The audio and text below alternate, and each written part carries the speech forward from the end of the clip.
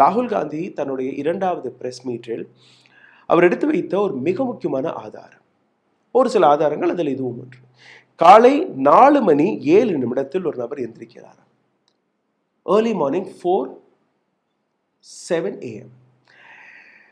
36 நொடிகளில் ஒரு ஃபார்ம், 2 ஃபார்ம்களை நிரப்பி 2 பேருடைய பெயரை டெலீட் செய்வதாக கூறியிருந்தார்.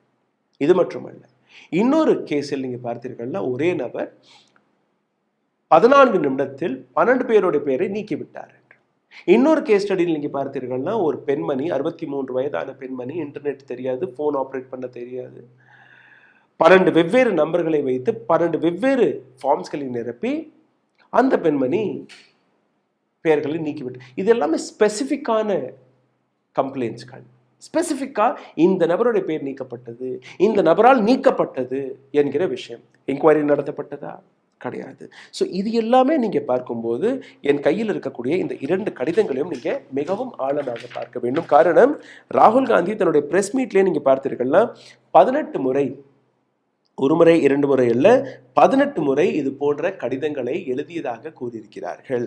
அதற்கு தேர்தல் ஆணையம் கூறிய பதில், ஆமாம் சார், நாங்கள் இதற்கான பதில் எல்லாம் கொடுத்துட்டோம்.